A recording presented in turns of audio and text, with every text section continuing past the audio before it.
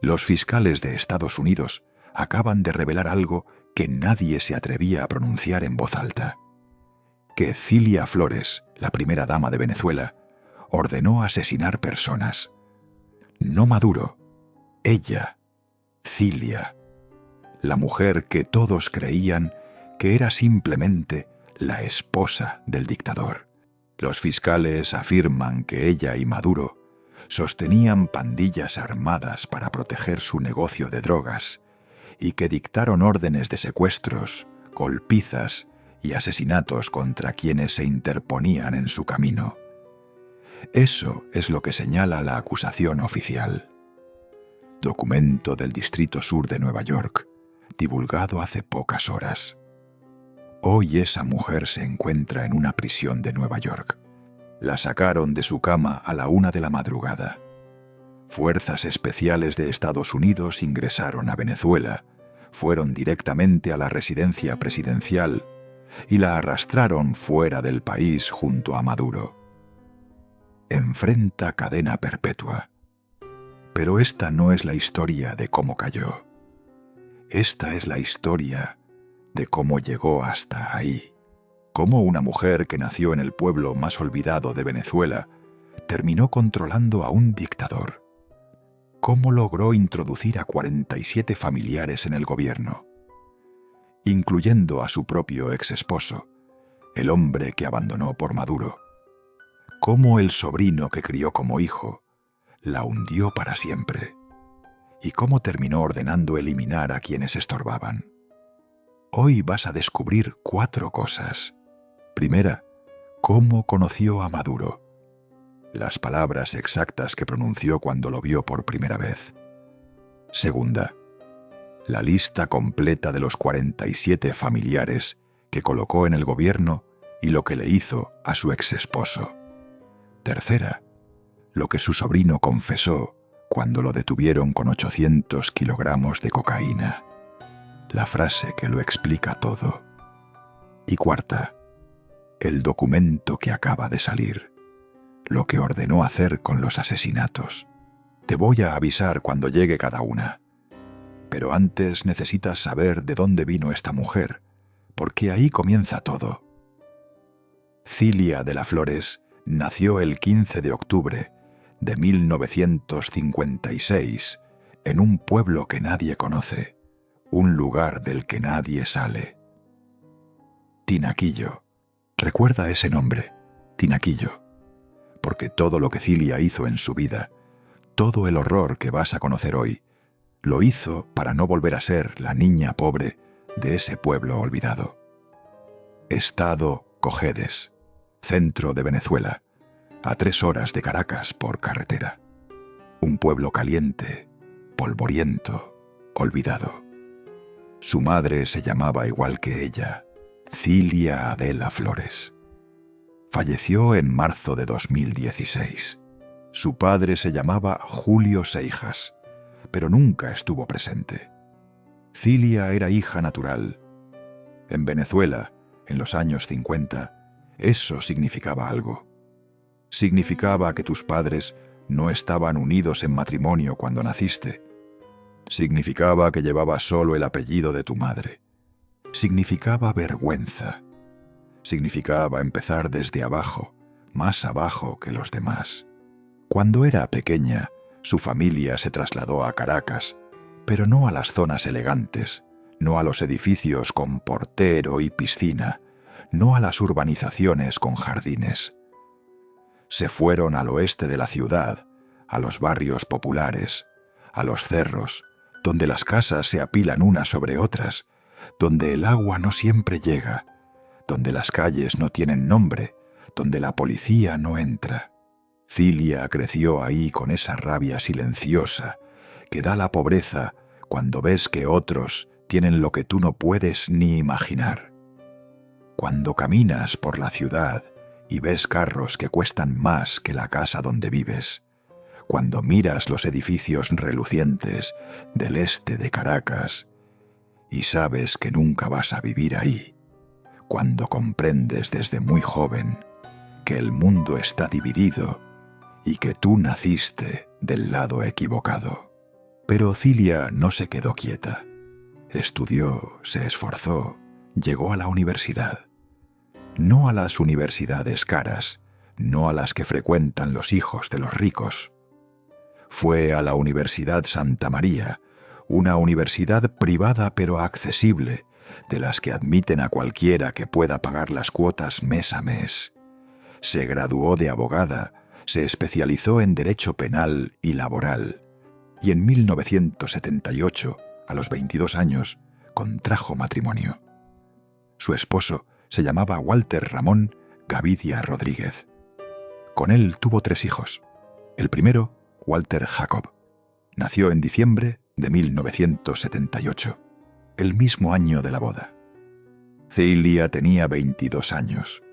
El segundo, Joseper Daniel, nació 10 años después, en octubre de 1988.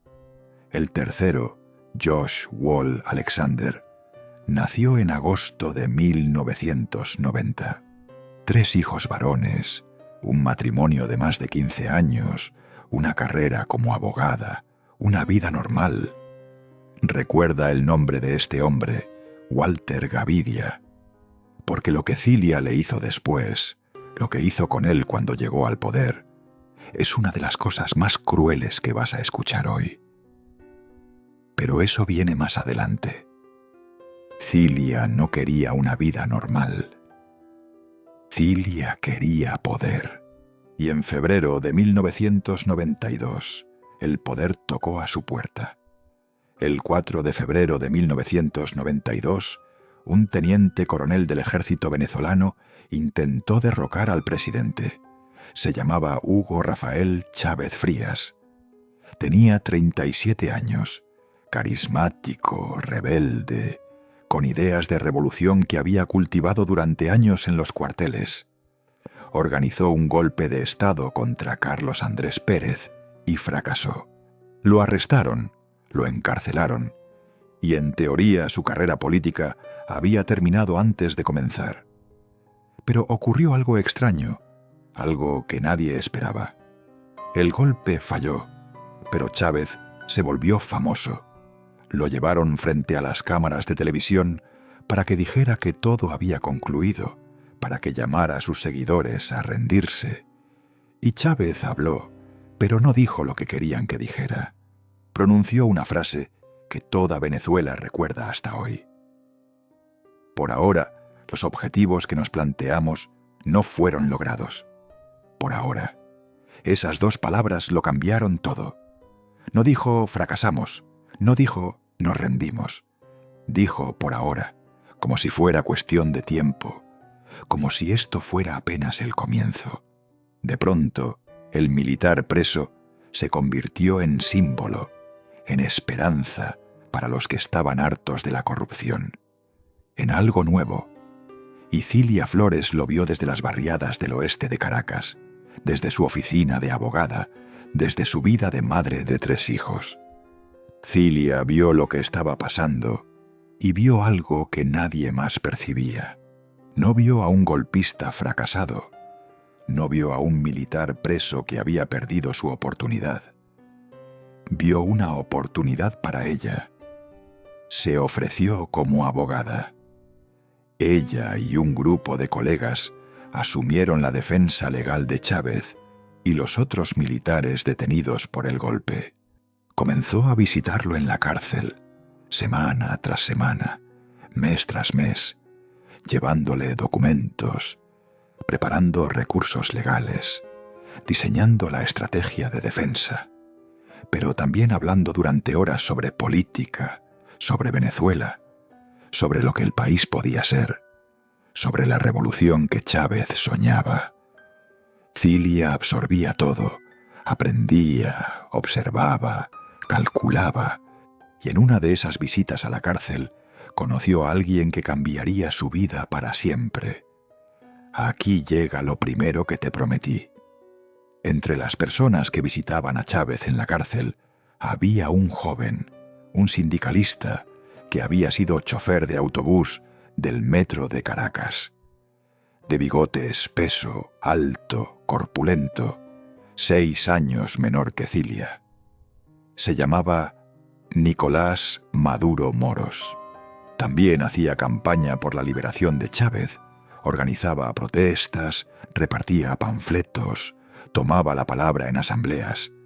Años después, en noviembre de 2023, Cilia y Maduro grabaron juntos un podcast y Cilia relató con sus propias palabras cómo lo conoció. En esa travesía por la liberación de Chávez, andábamos en actividades en la calle. Yo siempre recuerdo una asamblea en Catia, y cuando un muchacho pide la palabra, hablo, y me quedé mirando. Hizo una pausa y dijo: ¡qué inteligente, qué inteligente! Eso fue lo que pensó la primera vez que lo vio. No sabemos exactamente cuándo comenzó la relación entre ellos. Lo que sí sabemos es que Cilia seguía casada. Tenía 3 hijos con Walter Gavidia, un matrimonio de más de 15 años. Pero algo cambió en esas visitas a la cárcel. Algo cambió cuando vio a ese muchacho, 6 años menor, pedir la palabra en una asamblea de barrio. En 1994, el presidente Rafael Caldera indultó a Chávez. El teniente coronel quedó en libertad. Cilia ya estaba a su lado con Maduro, construyendo lo que vendría después. Su matrimonio con Walter Gavidia terminó. Los detalles exactos nunca se hicieron públicos, pero existen reportes e investigaciones periodísticas que hablan de infidelidad, de que el divorcio sobrevino por ese motivo. No está claro si fue él o ella quien fue infiel. Lo que sí es un hecho es que Cilia dejó a su esposo después de más de 15 años juntos. Se quedó con la custodia de sus 3 hijos y comenzó una nueva vida con Nicolás Maduro, un hombre 6 años menor, un hombre que algún día sería presidente de Venezuela y ella estaría a su lado, controlándolo todo.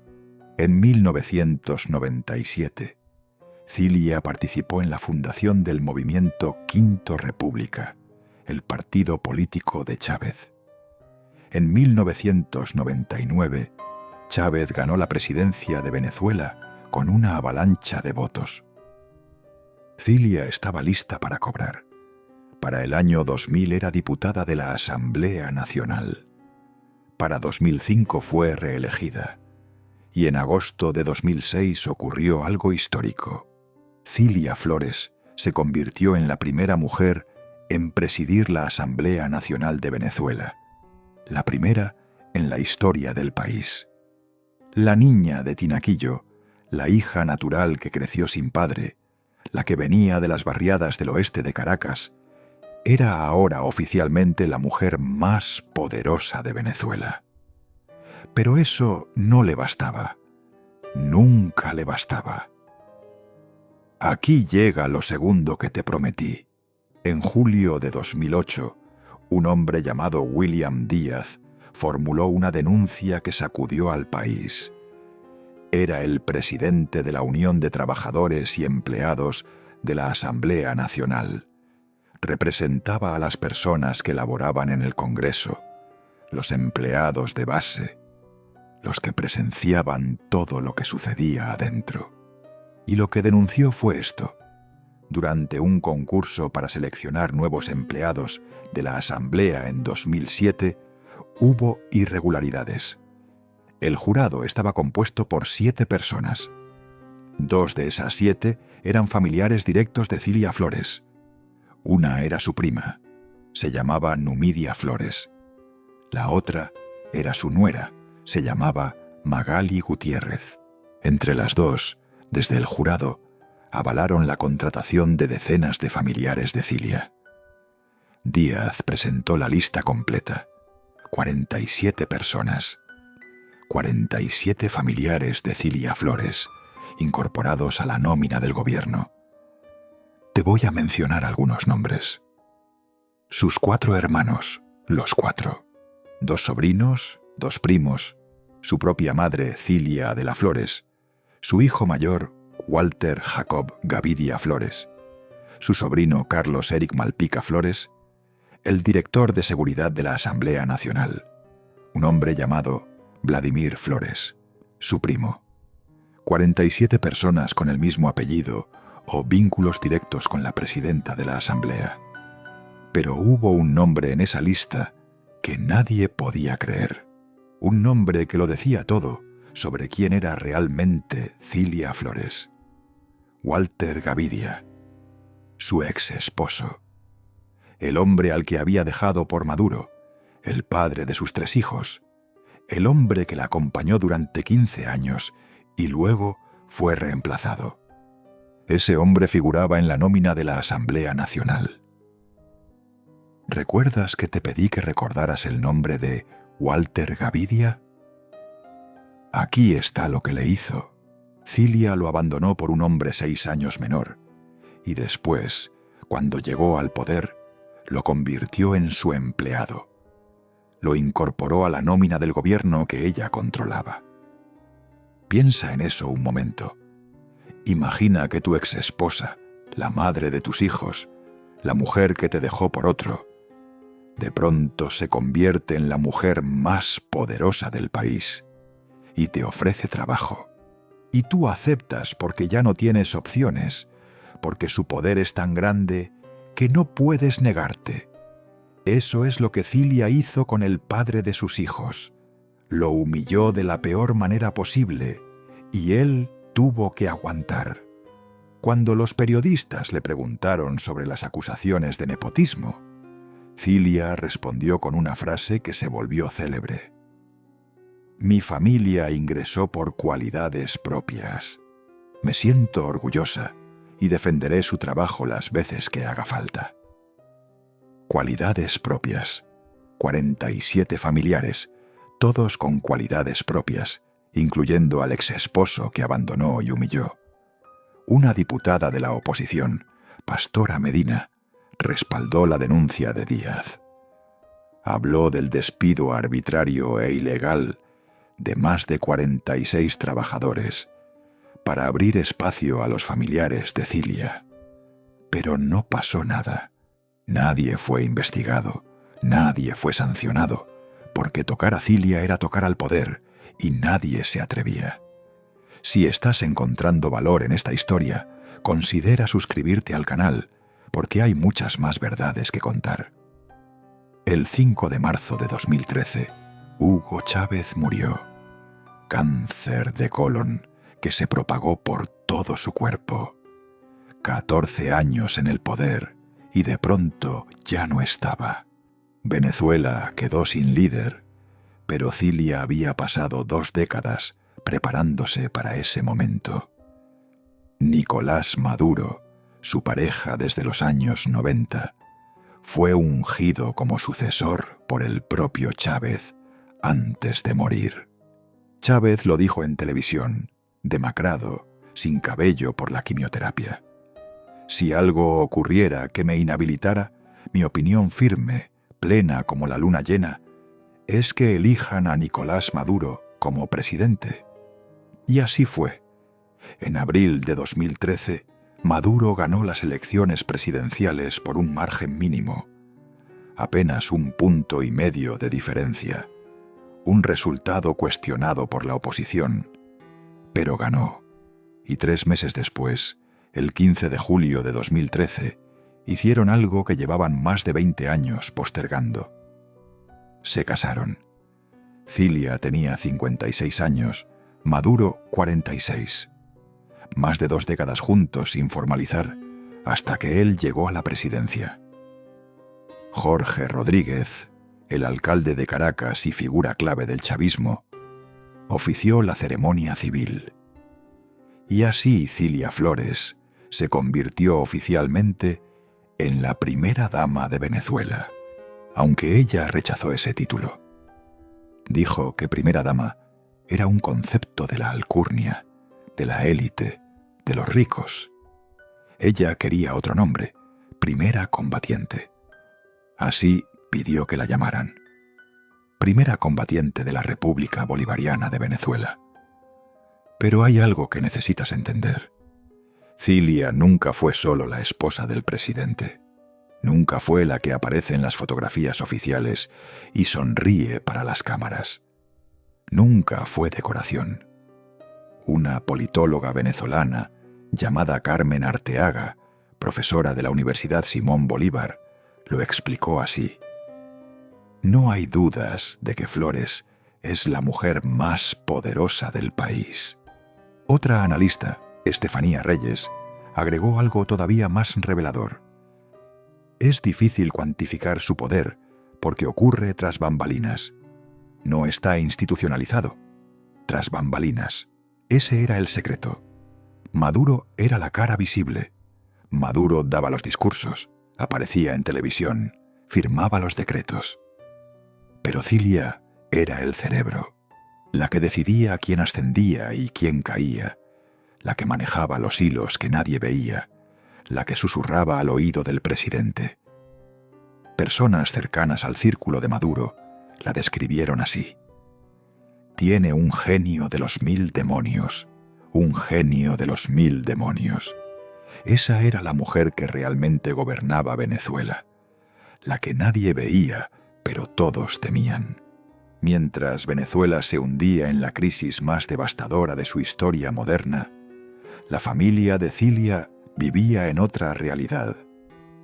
En 2014, los 3 hijos de Cilia aparecieron mencionados en una investigación sobre corrupción, un esquema vinculado a PDVSA, la empresa petrolera del Estado. Según los investigadores y testigos que declararon ante cortes federales de Estados Unidos en Miami, Houston y Nueva York, el esquema funcionaba así. Varios empresarios otorgaban un préstamo en bolívares, la moneda venezolana, equivalente a $50 millones. PDVSA pagaba ese préstamo en dólares a la tasa de cambio oficial del gobierno. Pero esa tasa oficial era una fracción del valor real. El resultado, una ganancia de más de $550 millones. 550 millones robados del dinero que debía ser para el pueblo venezolano. Los hijos de Cilia fueron mencionados en la investigación, vinculados a empresarios como Francisco Convit, Alejandro Betancourt y Raúl Gorrín. ¿Qué ocurrió con esa investigación? Nada. Nunca fueron procesados en Venezuela. Nunca afrontaron consecuencias, porque tocar a la familia de Cilia era tocar el poder mismo. Pero el escándalo más grande todavía no había llegado. Faltaba un año. Y lo que estaba por ocurrir destruiría la imagen de Cilia para siempre. Te dije al inicio que el sobrino que crió como hijo la hundió para siempre. Ahora vas a conocer esa historia. Para entender lo que sucedió en noviembre de 2015, primero tienes que conocer a Efraín Antonio Campo Flores. No era técnicamente hijo de Cilia, era su sobrino, hijo de una hermana de Cilia que falleció. Cuando Efraín quedó huérfano de madre, Cilia lo adoptó, lo llevó a vivir a su hogar, lo crió como si fuera su propio hijo, lo inscribió en los mejores colegios, le abrió todas las puertas. Efraín creció en el corazón del poder chavista. Cuando Maduro llegó a la presidencia en 2013, Efraín tenía acceso a todo. Pasaporte diplomático venezolano, contactos en los más altos niveles del gobierno, una mansión en República Dominicana, en un lugar exclusivo llamado Casa de Campo. Un yate. Tenía 20 y tantos años y vivía como un millonario. Mientras afuera, en las calles de Venezuela, la gente hacía colas de horas para comprar un paquete de harina. Aquí llega lo tercero que te prometí. El 10 de noviembre de 2015, Efraín Campo Flores y su primo Francisco Flores de Freitas viajaron a Puerto Príncipe, Haití. Iban a reunirse con alguien, un hombre que se presentaba como líder del cártel de Sinaloa. Lo que Efraín y Francisco ignoraban era que ese hombre trabajaba para la DEA. Era un informante encubierto. Durante semanas habían estado negociando. Efraín y Francisco querían enviar 800 kilogramos de cocaína a Estados Unidos. La droga provendría de las FARC, la guerrilla colombiana que dominaba gran parte del narcotráfico en la región, y ellos la moverían utilizando sus contactos en el gobierno venezolano. La DEA grabó todo. Cada reunión, cada conversación, cada negociación. En total, según los documentos del juicio, las reuniones produjeron una grabación de audio y entre 3 y 7 videos cada una. En esas grabaciones, Efraín detalló el plan minuciosamente. Dijo que usarían vuelos legales desde Caracas hasta Roatán en Honduras, que su relación con el presidente facilitaría las operaciones de contrabando, que tenían acceso al hangar presidencial en el Aeropuerto Internacional Simón Bolívar de Maiquetía, el hangar donde se encontraban los aviones del gobierno de Venezuela. Podían sacar lo que quisieran sin que nadie los revisara. El 10 de noviembre, cuando Efraín y Francisco llegaron a Haití para cerrar el trato, los agentes de la DEA los estaban esperando. Los arrestaron, los esposaron, los subieron a un avión rumbo a Nueva York y durante horas de vuelo los interrogaron. A Efraín le mostraron una fotografía, un hombre con un paquete de cocaína. «Ese soy yo», dijo. Le preguntaron qué había en el paquete. «Tú sabes lo que es». Luego confirmó quién era. «Soy el hijastro adoptivo del presidente Maduro. Crecí en su casa». Su primo Francisco también habló. Admitió que tenían control sobre el hangar presidencial, que podían mover lo que quisieran, que nadie los detendría porque eran familia de la primera dama. Pero lo más devastador de todo fue la respuesta a una pregunta sencilla. ¿Por qué lo hacían? ¿Por qué 2 hombres que lo tenían todo, que vivían en mansiones, que poseían yates y automóviles de lujo, arriesgaban su libertad traficando cocaína? Los fiscales de Estados Unidos resumieron la respuesta así. El destino del efectivo era ayudar a su familia a mantenerse en el poder. Ayudar a su familia a mantenerse en el poder. No era por riqueza personal, no era para adquirir más yates o más mansiones. Era para financiar la maquinaria política del chavismo, para costear las campañas, para comprar lealtades, para garantizar que Maduro y Cilia siguieran controlando Venezuela. La cocaína era para financiar la dictadura. Cuando la noticia del arresto estalló en los medios internacionales, Cilia hizo lo que siempre hacía. Atacó. Acusó a Estados Unidos de secuestrar a sus sobrinos. Dijo textualmente que tenía pruebas de que la DEA los había secuestrado. Maduro publicó un mensaje en Twitter criticando los ataques y emboscadas imperiales. Diosdado Cabello, el segundo hombre más poderoso del régimen, afirmó que era un secuestro de Estados Unidos. Pero las grabaciones existían, los videos existían, las confesiones registradas en el avión de la DEA existían. No había forma de negarlo. Y había algo más. Algo que casi nadie recuerda. Algo que nunca fue investigado adecuadamente. 2 testigos clave en el caso fueron asesinados. El primero era un hombre conocido como Hamoudi. Era el contacto venezolano que había puesto en contacto a Efraín y Francisco con el informante de la DEA, el puente entre los sobrinos de Cilia y la trampa que les tendieron. Semanas antes del arresto, las FARC lo eliminaron. Según los documentos del juicio, fue asesinado por proveedores de las FARC. El segundo fue el propio informante de la DEA, el hombre identificado en los documentos como CEW1, Confidential Witness 1. Semanas después del arresto de los sobrinos, en diciembre de 2015, también apareció muerto, asesinado.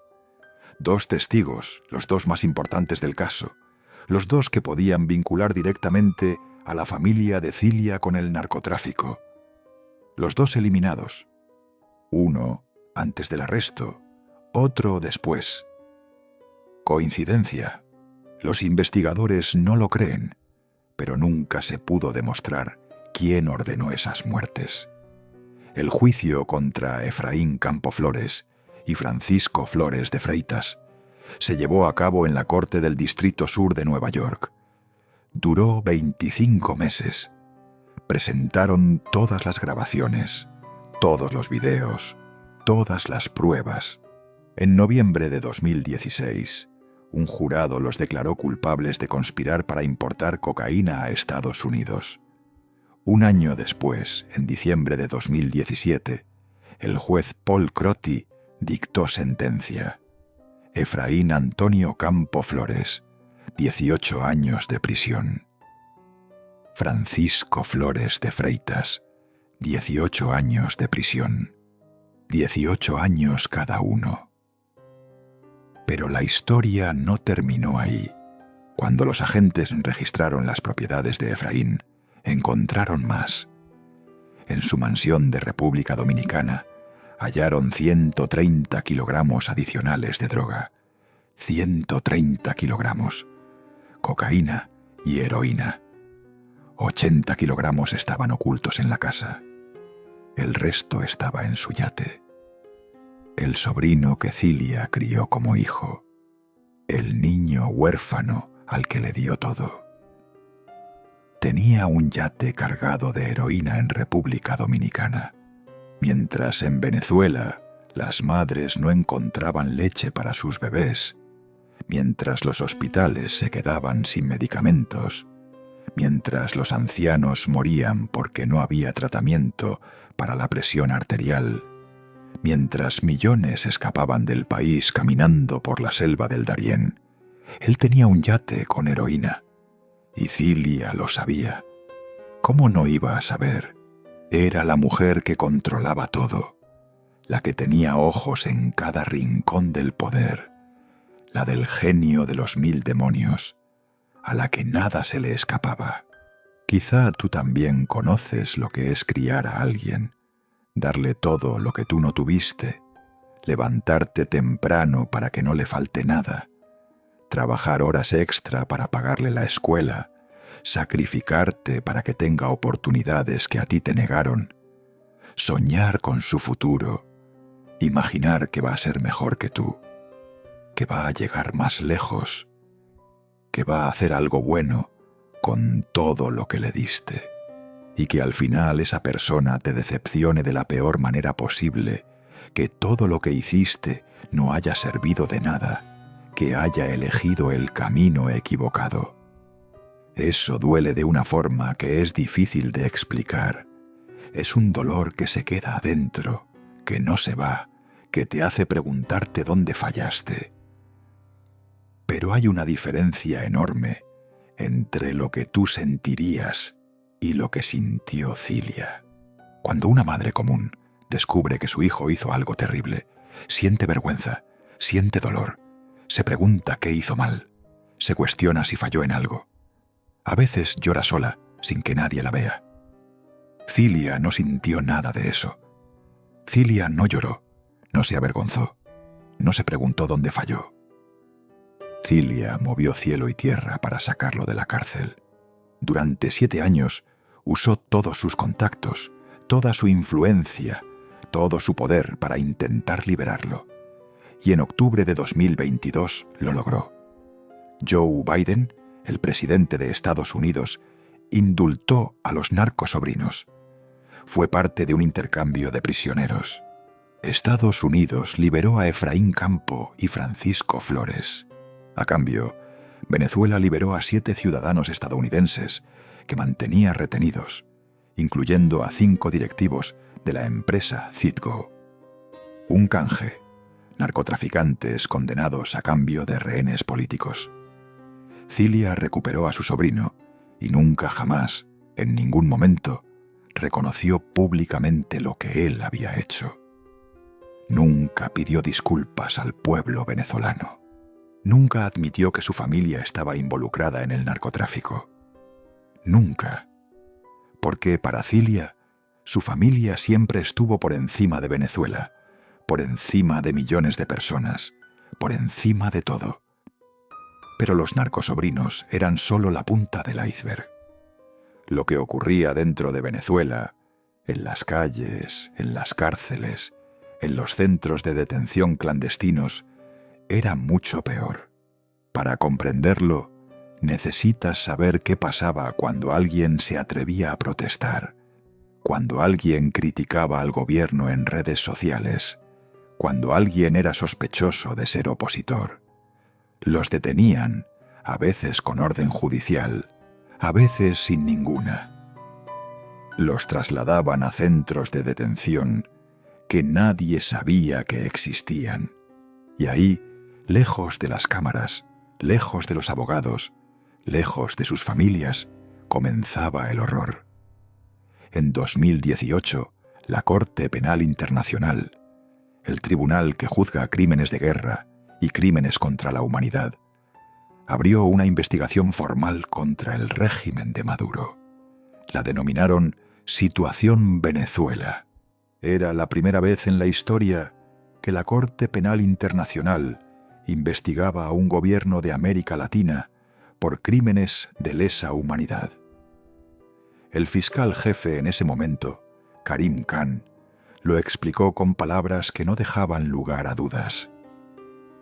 Existe una base razonable para creer que se han cometido crímenes de lesa humanidad en Venezuela, que son graves y exigen investigación y enjuiciamiento. ¿Qué encontraron los investigadores? Persecuciones políticas sistemáticas contra cualquiera que cuestionara al gobierno. Detenciones arbitrarias de opositores, periodistas y activistas. Torturas en centros de detención del SEBIN, el Servicio de Inteligencia. Violencia sexual contra presos políticos, hombres y mujeres. Desapariciones forzadas de personas que nunca volvieron a aparecer. Ejecuciones extrajudiciales de supuestos delincuentes, pero también de disidentes. La Misión Internacional Independiente de las Naciones Unidas sobre Venezuela hizo algo que nadie había hecho antes. Entrevistaron a las víctimas, a los sobrevivientes, y documentaron caso por caso lo que les habían hecho. 122 casos de víctimas de tortura entre 2014 y 2022. Solo los casos que pudieron verificar completamente. Había cientos más. Las víctimas describieron lo que les hicieron en los interrogatorios, descargas eléctricas en las partes más sensibles del cuerpo, casi ahogamientos, donde les sumergían la cabeza en tanques de agua hasta que casi perdían el conocimiento.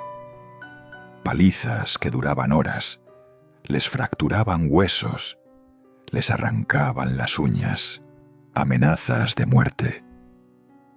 Vamos a matarte y nadie va a encontrar tu cuerpo. Amenazas de hacerles daño a sus esposas, a sus hijas, a sus madres de la peor manera posible, si no confesaban lo que los interrogadores querían escuchar.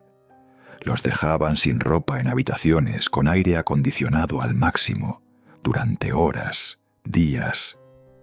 Los encadenaban en posiciones dolorosas hasta que no podían mover los brazos.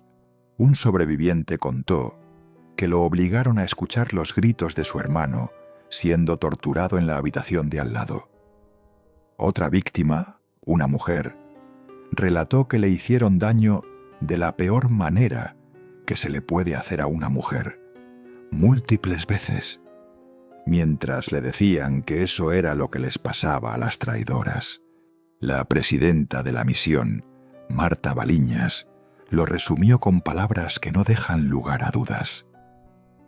Nuestras investigaciones y análisis muestran que el Estado venezolano utiliza los servicios de inteligencia y sus agentes para reprimir la disidencia en el país. Esto conduce a graves delitos y violaciones de derechos humanos, incluidos actos de tortura y violencia sexual. La recurrencia de estas prácticas, señaló la misión, revela la existencia de un patrón de represión sistemática. No eran excesos de algunos funcionarios, no eran errores aislados. Era política de Estado. Cilia estaba en el centro de todo. Pero lo peor todavía no ha llegado. Porque lo que te voy a contar ahora, lo que los fiscales de Estados Unidos revelaron hace pocas horas, es algo que ni siquiera la ONU sabía. Algo que lo cambia todo. Pero primero, un número. Un número que lo dice todo sobre lo que ocurría en Venezuela.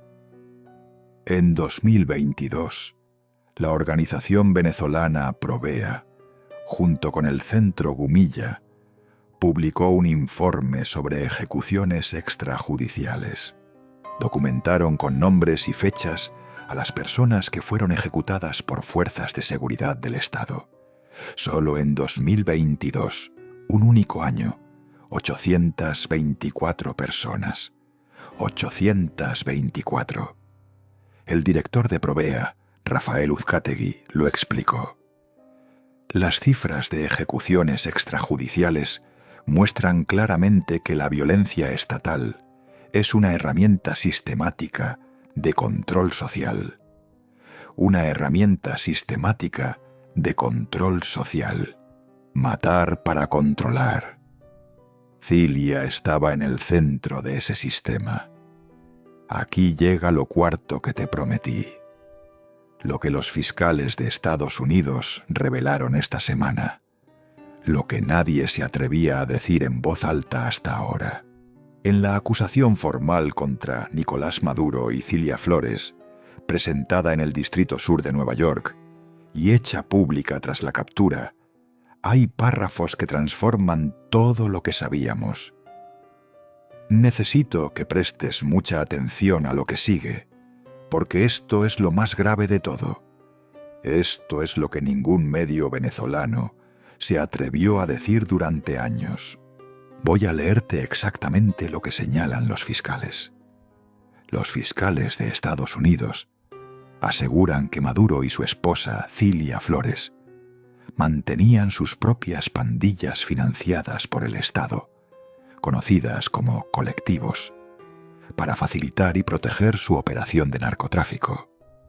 Pandillas financiadas por el Estado.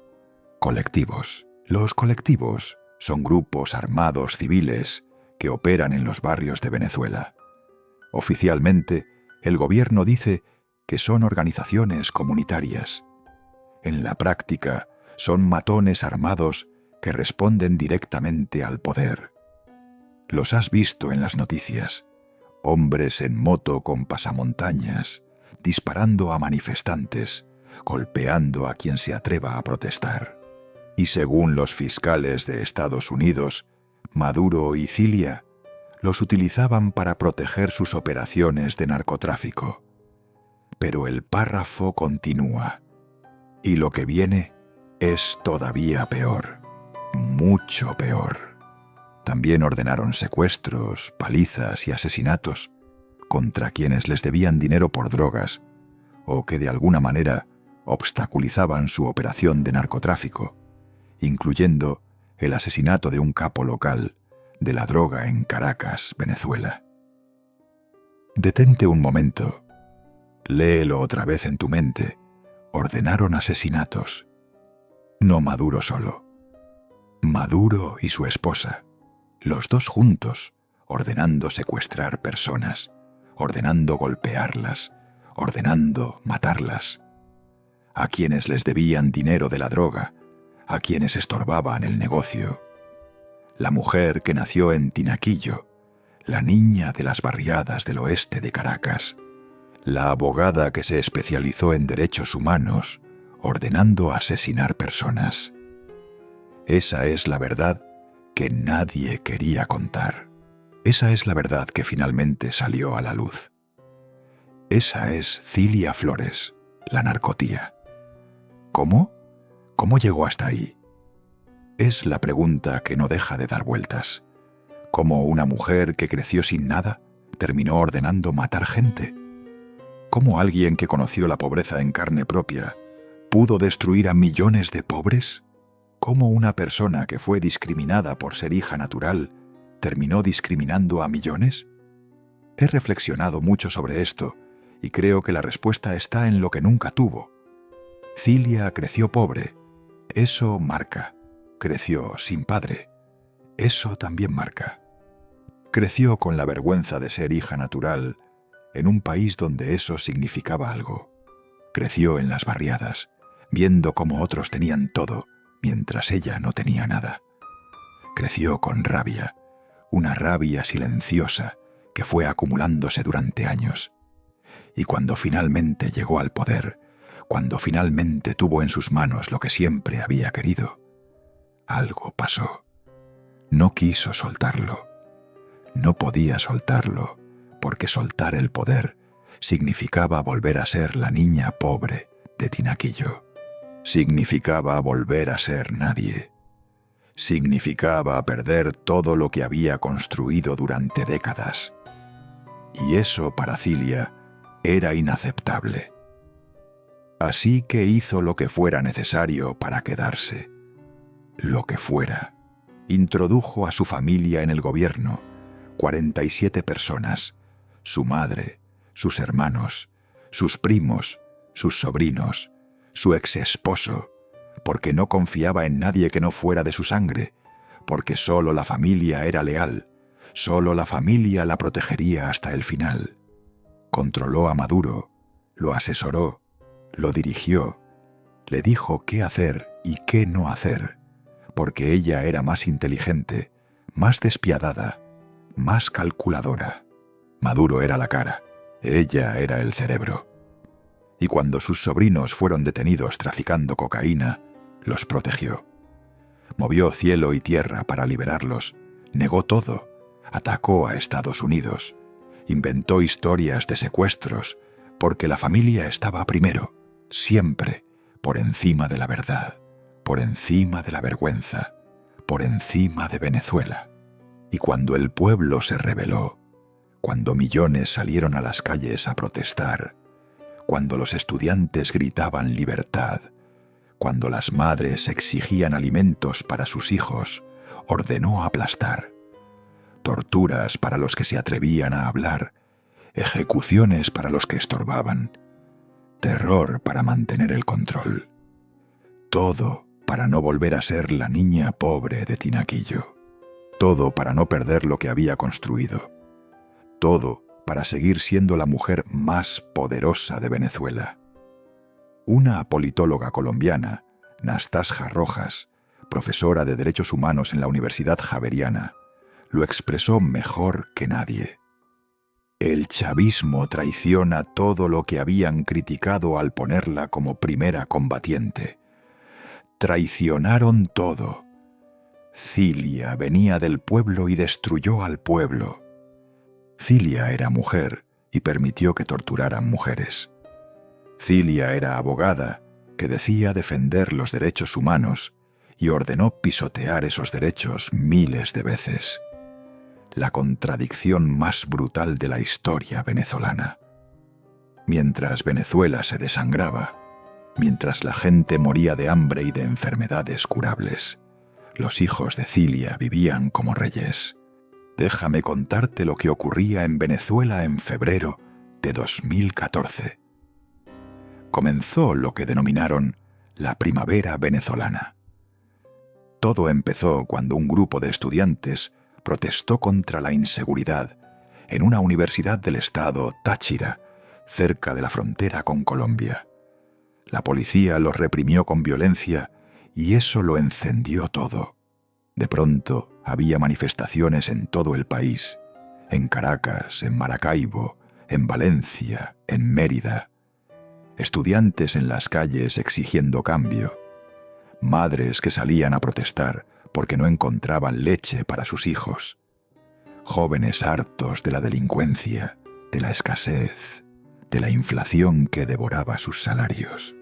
Las barricadas se multiplicaron, las calles se llenaron de personas y el gobierno respondió como siempre respondía, con violencia. Gases lacrimógenos, balas de goma y también balas de verdad. Los colectivos, esas pandillas armadas que el gobierno financiaba, salieron a las calles a reprimir. Pasaban en motos disparando a los manifestantes. No usaban uniforme, no rendían cuentas a nadie, solo disparaban. 43 personas murieron en esas protestas. 43 estudiantes, trabajadores, madres de familia, gente que solo quería un país mejor. Una de las víctimas más recordadas fue Génesis Carmona, una reina de belleza de 22 años, que recibió un disparo en la cabeza mientras protestaba en Valencia. Otra fue Basilda Costa, un estudiante de 24 años asesinado el primer día de las protestas en Caracas. Los hospitales se llenaron de heridos, las cárceles se llenaron de presos políticos, el país ardía. Y mientras eso ocurría, mientras Venezuela se desangraba, dos de los hijastros de Maduro estaban muy lejos de ahí, en otro continente, en otra realidad. Walter y Joshua, Gaviria Flores, hijos del primer matrimonio de Cilia, se encontraban en Madrid, en España. Se hospedaron en el Hotel Ritz. El Hotel Ritz de Madrid es uno de los más lujosos de Europa. Un edificio histórico frente al Museo del Prado. Candelabros de cristal en cada pasillo. Pisos de mármol italiano. Habitaciones que cuestan más de 1.000 euros por noche. Es donde se hospedan los jeques árabes, las estrellas de Hollywood, los herederos de las grandes fortunas. Y ahí estaban los hijos de Cilia. 18 días. El periódico español. La Razón investigó la historia y publicó las cifras. Solo en hospedaje, sin contar comidas ni compras, gastaron 44.000 euros. 44.000 euros, casi $50.000 en 18 días. Para que comprendas lo que eso implica. En Venezuela, en ese momento, el salario mínimo era unos pocos dólares al mes. Lo que los hijos de Cilia gastaban en una sola noche de hotel, un venezolano promedio lo ganaba en 3 años de trabajo. 3 años, 1.000 días de trabajo para costear una noche de los hijos de Cilia en el Ritz, mientras en Venezuela no se conseguía papel higiénico en los supermercados, mientras las madres hacían colas de 6 horas bajo el sol para comprar un paquete de harina, mientras las abuelas buscaban comida en la basura porque la pensión no les alcanzaba ni para pan, mientras los bebés morían en hospitales sin incubadoras, mientras los ancianos fallecían porque no había insulina para los diabéticos, mientras los estudiantes caían muertos en las calles por atreverse a protestar. Ellos estaban en Madrid comprando ropa de diseñador en las tiendas de lujo de la calle Serrano, cenando langosta y caviar en restaurantes con estrellas Michelin, bebiendo champán de 200 euros la botella, paseando por el Retiro como si fueran herederos de la realeza europea.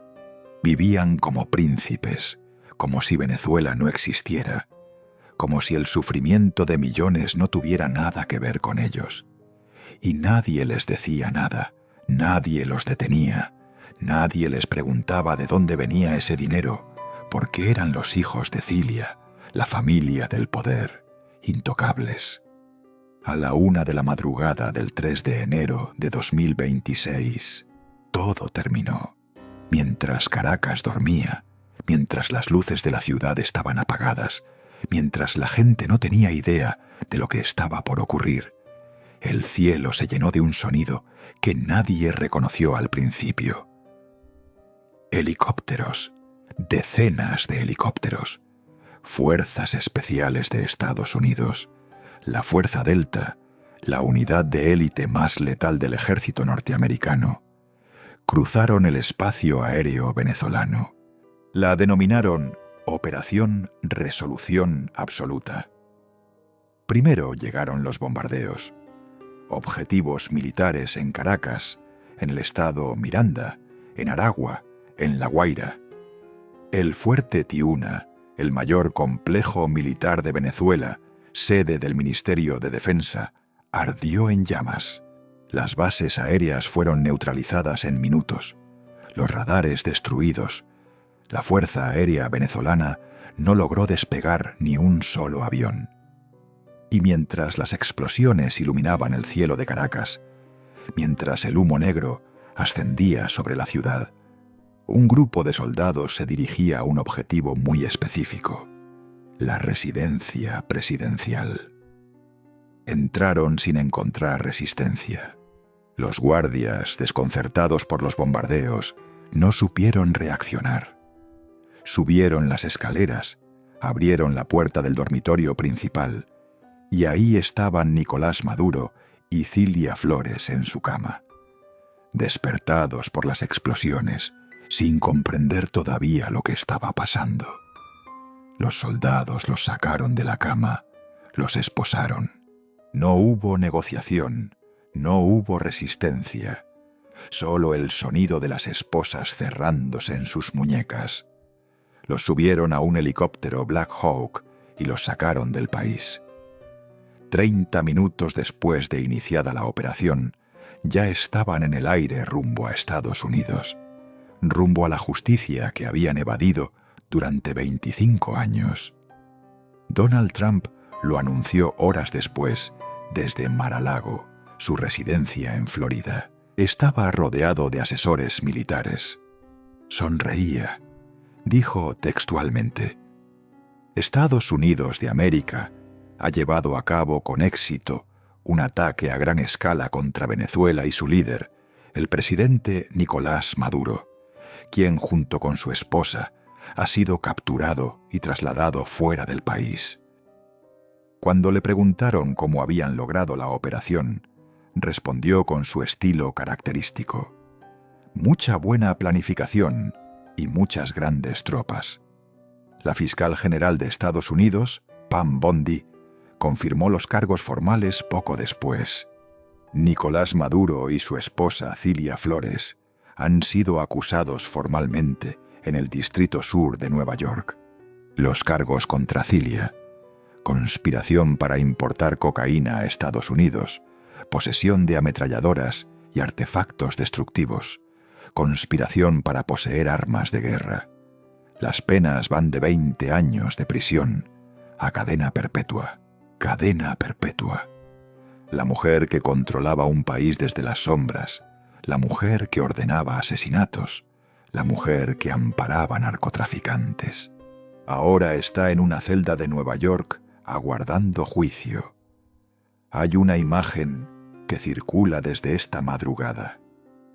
Maduro bajando de un avión en la base aérea Stewart de Nueva York, esposado, encorvado, rodeado de agentes del FBI y la DEA, el hombre que se creía intocable, el dictador que se burlaba del mundo entero, el que bailaba salsa en televisión mientras su pueblo moría, esposado, vencido, derrotado. Y en otro avión, llegando al mismo lugar, estaba Cilia, la mujer más poderosa de Venezuela, la que manejaba todo desde las sombras, la del genio de los 1000 demonios, la narcotía, también esposada, también humillada, también caída. 8 millones de venezolanos huyeron de su país en los últimos años. 8 millones. Esa cifra es difícil de imaginar. Es más que la población completa de muchos países, más que la de Suiza, más que la de Austria. Es la diáspora más grande de la historia de América Latina, mayor que la de Cuba, mayor que ninguna otra. Y cada uno de esos 8 millones tiene una historia. Madres que dejaron a sus hijos pequeños con las abuelas porque no había manera de alimentarlos, que se fueron a Colombia, a Perú, a Chile, a trabajar en lo que fuera, limpiando casas, vendiendo en la calle, lavando platos en restaurantes para enviar dinero a Venezuela y que sus hijos pudieran comer. Padres que cruzaron la selva del Darién a pie, esa selva entre Colombia y Panamá, 70 kilómetros de montañas, ríos, animales salvajes y grupos armados que roban y matan. Miles de venezolanos murieron en esa selva, ahogados en los ríos, picados por serpientes, asesinados por bandidos. Sus cuerpos quedaron en la selva sin nombre, sin tumba. Abuelas que nunca volvieron a ver a sus nietos, que los vieron crecer por videollamada, que fallecieron preguntándose si algún día podrían abrazarlos otra vez. Familias destrozadas para siempre. Hermanos que no se han visto en años. Padres que no conocen a sus nietos. Hijos que no pudieron despedirse de sus padres antes de que murieran. Sueños destruidos, vidas arruinadas. Profesionales que eran médicos, ingenieros, abogados en Venezuela, que ahora trabajan de taxistas, de meseros, de lo que sea, comenzando de cero a los 40, a los 50 años, con títulos que no valen nada en otro país. Todo eso, todas esas vidas destruidas, todas esas familias rotas, todo ese dolor por el poder de dos personas. Todo para que Maduro y Cilia siguieran en el trono. Todo para que su familia viviera como reyes mientras el pueblo moría. Quizá tú también conoces a alguien que vino de abajo, alguien que luchó con todo lo que tenía, alguien que sacrificó cosas que nadie vio, alguien que se levantaba antes que el sol para trabajar, alguien que llegó lejos a pesar de todo lo que tenía en contra, y te enorgullece porque sabes lo que cuesta, porque sabes que no es fácil, porque lo has vivido en carne propia. Hay algo hermoso en ver a alguien de abajo llegar arriba. Hay esperanza en eso. Hay un mensaje. Si ella pudo, quizá yo también puedo. Pero Cilia no es ese tipo de historia. Cilia es lo contrario. Cilia es la historia de alguien que llegó al poder y lo usó para destruir a los suyos, que tuvo la oportunidad de cambiar las cosas y eligió robar, que pudo tender la mano a millones de mujeres como ella, mujeres que venían de barriadas, mujeres sin padre, mujeres sin oportunidades, madres solteras que luchan cada día, y decidió aplastarlas. Déjame contarte algo sobre las mujeres venezolanas. Durante décadas soñaron con que una mujer llegara al poder. Una mujer que entendiera lo que es levantarse a las 4 de la mañana para hacer cola por comida. Una mujer que supiera lo que es criar hijos sola. Una mujer que conociera el sufrimiento de verdad. Una mujer que hiciera justicia. Y cuando Cilia llegó al poder, muchas pensaron, por fin alguien como nosotras. Pero no, Cilia llegó y las traicionó. Mientras las madres venezolanas buscaban alimento en la basura, Cilia incorporaba a su familia al gobierno. Mientras las abuelas morían sin medicamentos, los hijos de Cilia gastaban 40.000 euros en hoteles de lujo. Mientras las mujeres eran torturadas en cárceles del régimen, Cilia ordenaba más represión. La traición más grande no fue al pueblo venezolano, fue a las mujeres venezolanas, a las que creyeron en ella, a las que pensaron que una mujer de barriada iba a ser diferente, a las que depositaron su esperanza en alguien como ellas. Y Cilia las destruyó a todas, a cada una de ellas. Cuando Efraín Campo fue arrestado en 2015, dijo algo en el avión de la DEA que resume todo.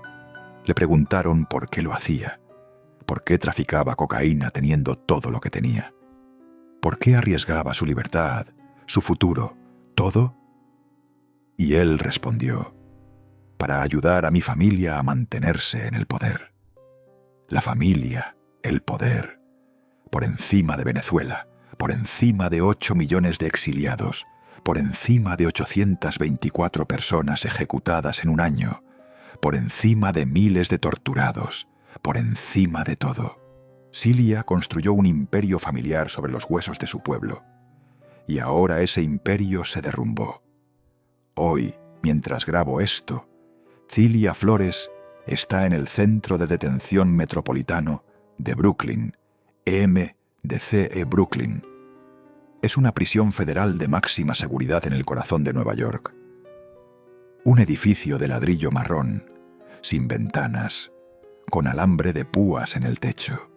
Es la misma cárcel donde estuvo Joaquín El Chapo Guzmán, esperando juicio, donde estuvo Ghislaine Maxwell, donde encierran a los criminales más peligrosos del mundo, a los narcotraficantes, a los terroristas, a los asesinos en serie, y ahora a la primera combatiente de Venezuela. Las condiciones en MDC Brooklyn son conocidas por ser brutales. Las celdas son pequeñas, frías en invierno, sofocantes en verano. Los presos pasan 23 horas al día encerrados, 1 hora de patio, nada más. La comida es mala, el ruido es constante, las luces nunca se apagan del todo. Cilia tiene 69 años. Ha vivido las últimas 2 décadas rodeada de lujo. Palacios presidenciales, escoltas personales, chefs privados, los mejores médicos de Venezuela a su disposición. Y ahora está en una celda de 3 metros por 3, con un colchón delgado, un inodoro de metal y paredes de concreto. Si la condenan a cadena perpetua, morirá ahí. Lejos de Venezuela, lejos de Tinaquillo, el pueblo donde nació, lejos de las barriadas donde creció, lejos del poder que tanto amó, lejos de todo lo que construyó y de todo lo que destruyó. Maduro está en la celda de al lado, también esperando juicio, también enfrentando cadena perpetua.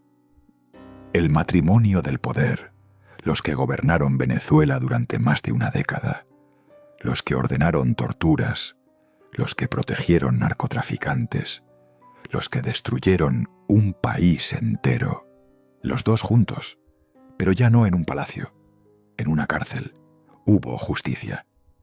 Después de 25 años de chavismo, después de 1 década de Maduro y Cilia, finalmente ocurrió.